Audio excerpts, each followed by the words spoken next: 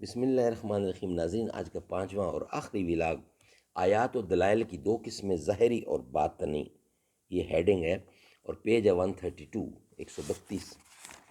اردو زبان میں سرور عالم صلی اللہ علیہ وسلم کی سیرت پر جامع ترین کتاب سیرت النبی صلی اللہ علیہ وآلہ وسلم۔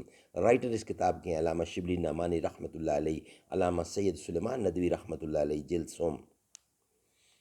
بسم اللہ الرحمن الرحیم۔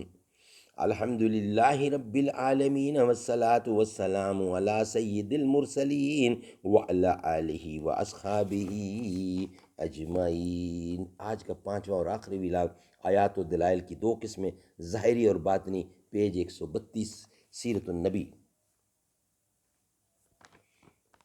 عروج آدم خاکی سے انجم سہمے جاتے ہیں کہ یہ ٹوٹا ہوا تارا مہ کامل نہ بن جائے۔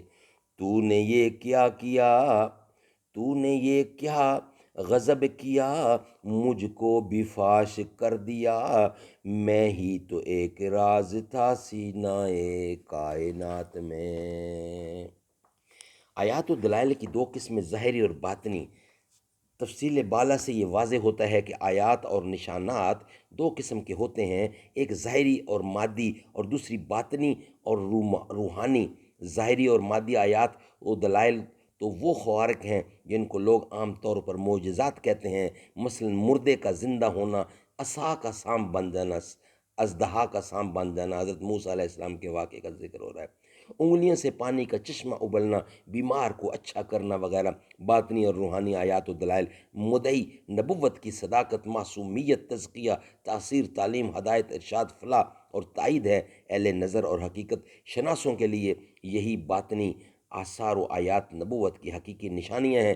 باقی ظاہری نشانیاں صرف سطحی اور ظاہر بین نگاہوں کے لیے ہیں جو ہر چیز کو ان ظاہری ہی آنکھوں سے دیکھ کر پہچانتی ہیں۔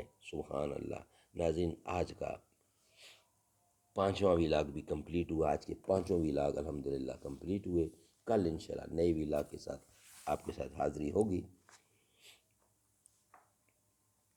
یہ سازش اور نفرت کی نئی آندھی چلانے سے، کسی معصوم، کسی مظلوم اور بے بس کی ہمت آزمانے سے، لگا کر آگ نفرت کی کتابوں کو جلانے سے، کسی پر قہر ڈھا کر پھر تمہارے مسکرانے سے، وراثت مٹ نہیں سکتی تمہارے یوں مٹانے سے۔